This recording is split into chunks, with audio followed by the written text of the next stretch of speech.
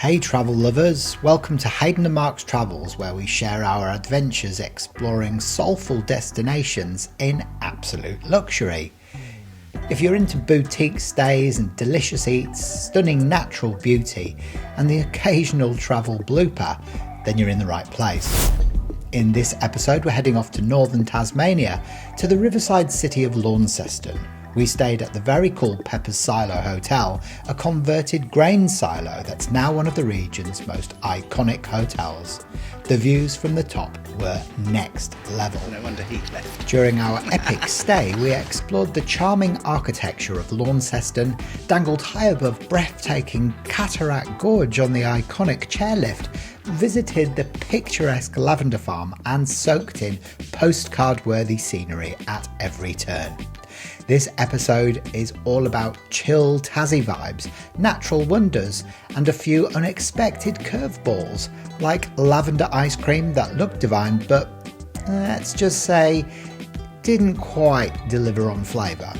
So settle in, we've got vintage cars, luxe hotel suites, lush landscapes, and yes, a legendary chicken palmy you won't want to miss.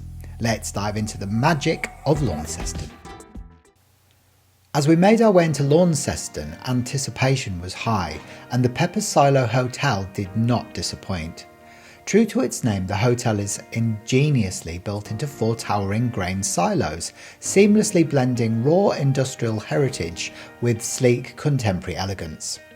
It's a striking testament to how old-world charm can be reimagined into modern-day luxury. While we're waiting for our suite to be prepared, we took a leisurely walk along the serene Tamar River. The waterfront here exudes a calm that's instantly grounding. It's one of those places where the holiday spirit settles over you without effort. And then came the moment we'd been waiting for, stepping into our suite. Tucked into one of the rounded silos, perched right at the top, it was nothing short of spectacular. Panoramic views stretched across the Tamar River and the city skyline. The interiors were effortlessly stylish and the space itself so airy, so inviting. It felt like a private retreat in the sky. It had this magical quality, like sleeping inside a luxury lighthouse minus the ocean views. Honestly, it was the kind of place that makes you think twice about heading out at all. So cost-wise, obviously it's the best room in the hotel. It's looking at it's between $600 and $700 a night. That includes the breakfast as well.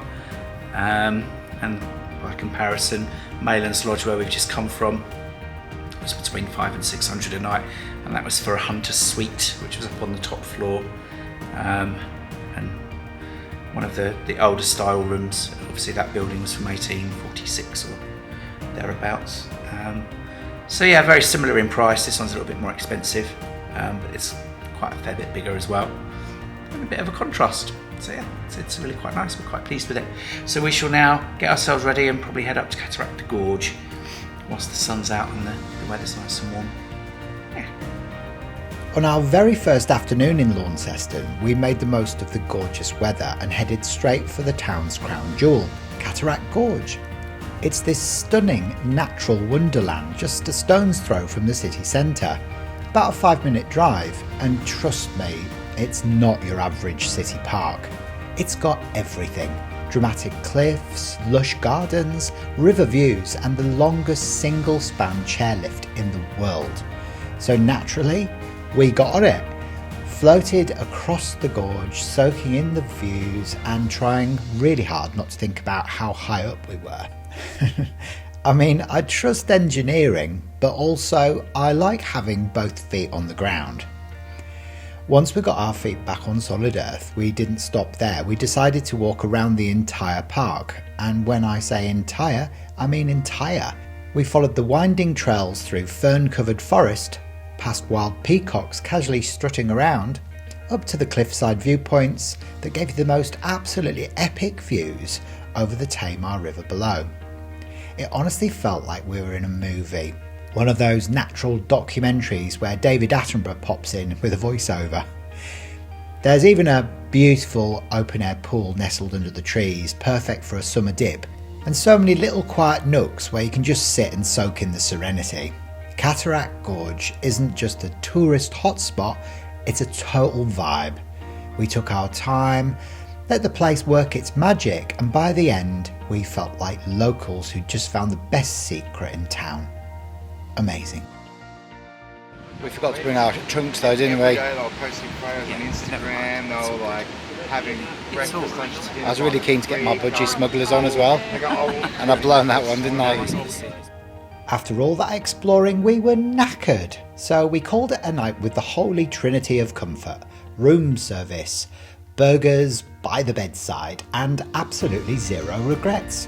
Sometimes the best travel memories are the quiet, cosy ones, with chips on the side. Heaven. I've just had the most beautiful shower. It's a double shower and it's like a jet stream. So I had a really deep hot soak in the tub, and then I got into the shower and had both of the heads on at the same time, and it blasted me. And I've just put the most comfy, soft, fluffy, white terry toweling gown on, and I'm just going to flop on the bed and relax, because I'm absolutely shattered after that big day out in Cataract Gorge, and obviously the drive from Hobart all the way through to Launceston, which took 2 hours, because tomorrow we're off to the lavender farm.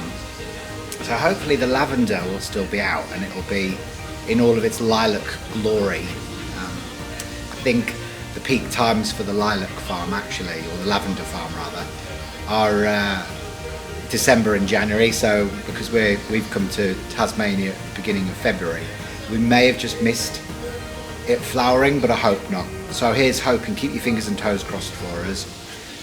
And in the meantime, this is how I feel. That bed is so comfy. Good night, world. We're just looking at the breakfast menu, which is really large, has lots of different things, and obviously trying to be quite creative with their ingredients. The next day kicked off with breakfast at our hotel, Peppa's Silo, and honestly, it was a bit of a vibe. The restaurant had shelves full of mysterious pickled things in jars, very Tasmanian rustic chic. Mark ordered a croque madame, which is basically a fancy ham and cheese toastie with an egg on top, and I went for grilled halloumi because, well, halloumi is life. Oh, and the coffee was amazing. Proper, rich and strong, just how we like it. After breakfast, we wandered into town to explore Launceston. The architecture was actually really lovely. Loads of beautiful old buildings and quaint little corners. But the town itself, I don't know, just didn't quite hit the mark for us. A bit dull, to be honest. So we're just walking through the centre of Launceston, aren't we? Yeah.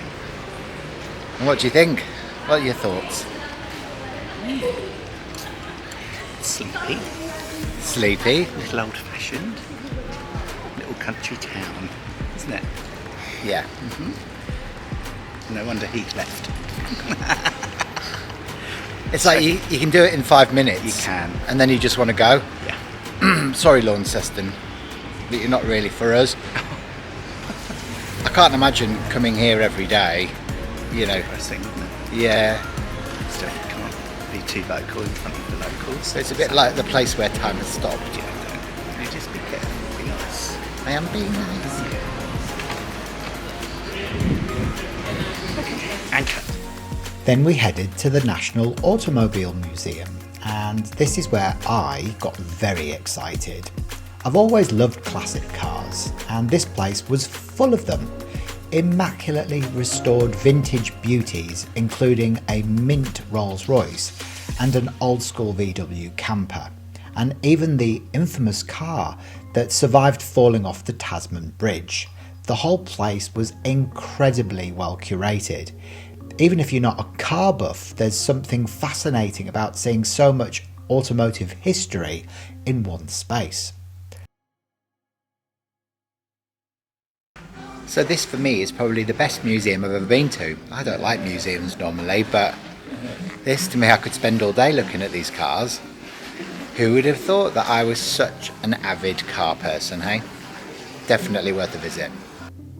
After our motor fix, we hit the road and drove through the countryside to visit the Bridgestowe Lavender Estate. Now, we were hoping for dreamy purple fields stretching to the horizon, but unfortunately we were a couple of weeks too late, so it was more brown and patchy than Lavender Wonderland. Still, it was peaceful, and we gave the famous lavender ice cream a try.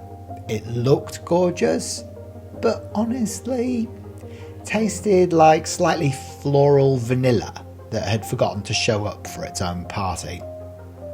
We browsed through the gift shop, which had everything from lavender gin to plush purple teddy bears, and then wandered across the fields just as the rain started to set in, which actually gave the whole place a bit of a moody charm.